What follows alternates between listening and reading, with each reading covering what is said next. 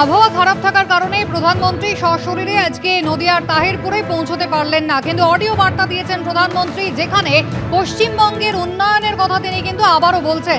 তিনি বলছেন বামেরা যেভাবে 34 বছরে পশ্চিমবঙ্গের ক্ষতি করেছিল তাকে আরও বাড়িয়েছে তৃণমূল সরকার, আর সেই কারণে পশ্চিমবঙ্গের পরিবর্তন দরকার, ডাবল ইঞ্জিন সরকার প্রয়োজন উন্নয়নের জন্যে। টাকার কোনো অভাব নেই, কাজ করার ইচ্ছেরও কোনো অসুবিধে নেই, কিন্তু সমস্যা একটাই, সেটা হচ্ছে কমিশন এবং কাটমানি, আর তার জন্যেই প্রকল্প আটকে রয়েছে পশ্চিমবঙ্গে। আজকে প্রধানমন্ত্রী তিনি বলছেন যে মহা জঙ্গলরাজ চলছে পশ্চিমবঙ্গে, আর সেই জঙ্গলরাজ থেকে পশ্চিমবঙ্গের মানুষ মুক্তি পেতে চান। বিহারে বিজেপির জয়, পশ্চিমবঙ্গে বিজেপির জয়ের রাস্তা করে দিয়েছে। আজ এভাবেই কিন্তু তৃণমূল কংগ্রেসের উদ্দেশ্যে আক্রমণ জানিয়েছেন অডিও বার্তায় প্রধানমন্ত্রী নরেন্দ্র মোদী।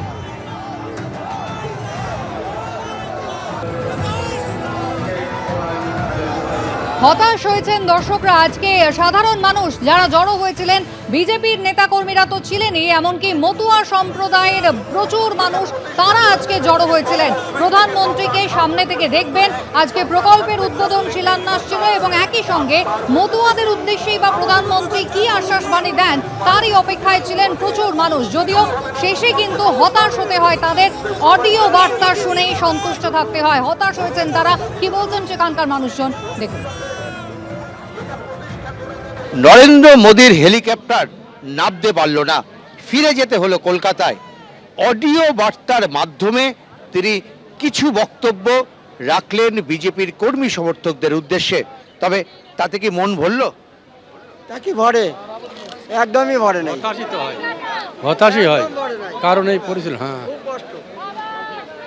সবারই আফসোস একটা, সবারই আফসোস। স্যার আসলে সবাই খুশি হতাম, স্যার আসতে পারিনি।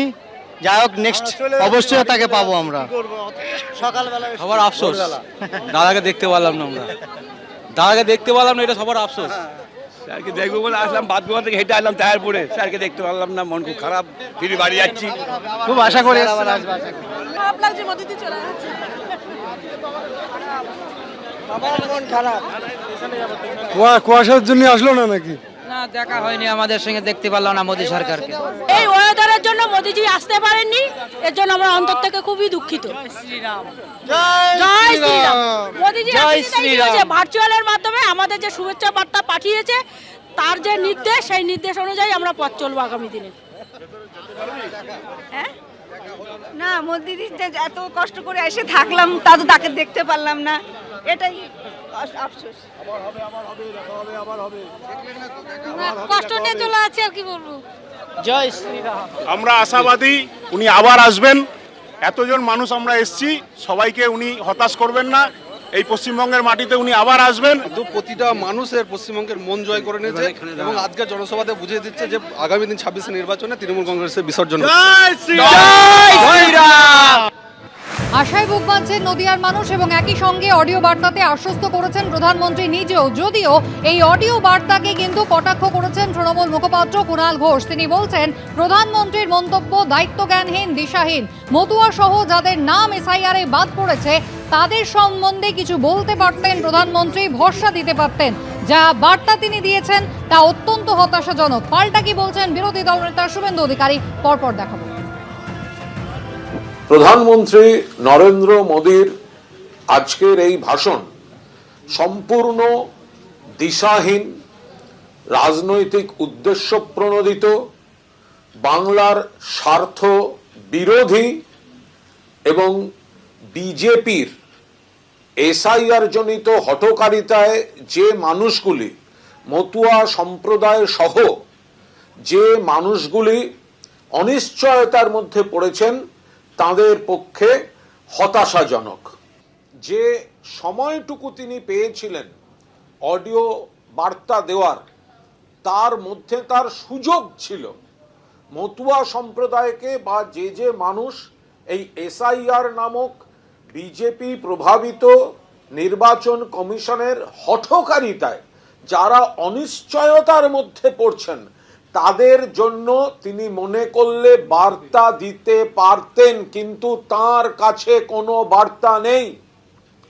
নরেন্দ্র মোদীর বক্তব্য থেকে আজ প্রমাণিত, মতুয়া সহ যারা এসআইআর জনিত কারণে অনিশ্চয়তার মধ্যে পড়েছেন, তাদের আশু সুরাহার কোনো বার্তা নরেন্দ্র মোদীর সরকার এবং বিজেপির কাছে নেই। মতুয়া নিয়ে কোনো কথা নেই। উনি বলেছেন উনি সবার সঙ্গে থাকবেন, কারো চিন্তা হবে না, আমরা আছি, হিন্দুদের নাম বাদ যাবে না।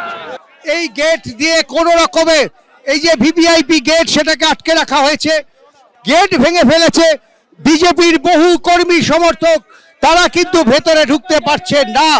ফলে এই মুহূর্তে চূড়ান্ত বিশৃঙ্খলা আপনারা দেখতে পাচ্ছেন যে এখানে প্রচুর কর্মী সমর্থক তারা এসেছেন এবং তারা ভেতরে ঢুকতে চান। বারবার এই গেট ভাঙা হচ্ছে, ব্যারিকেড ভাঙা হচ্ছে। আমরা প্রধানমন্ত্রী দেখতে চাই, প্রধানমন্ত্রী আমাকে ঢুকতে দেয় না, দেখতে দেয় না।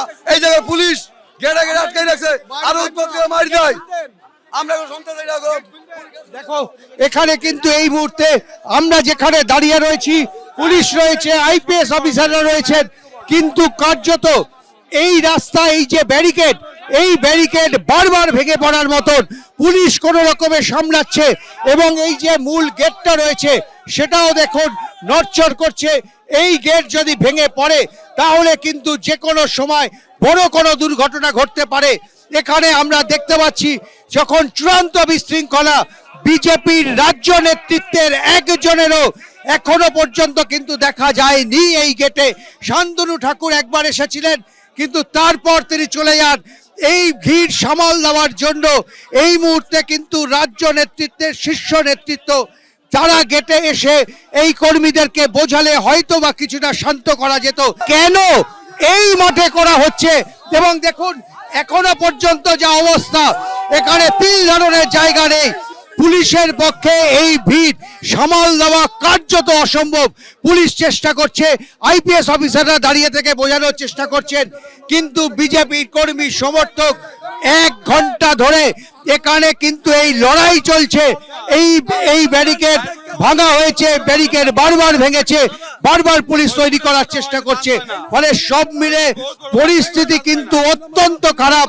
প্রশাসন তারা চেষ্টা করছেন, কিন্তু রাজ্য বিজেপি নেতৃত্ব হয় তারা বুঝতে পারেননি এত মানুষ প্রধানমন্ত্রীকে দেখতে আসতে পারেন, আর না হলে তারা যে জায়গাটা বেজেছেন সেই জায়গাটা প্রধানমন্ত্রী সবার জন্য মোটেই যোগ্য জায়গা ছিল না।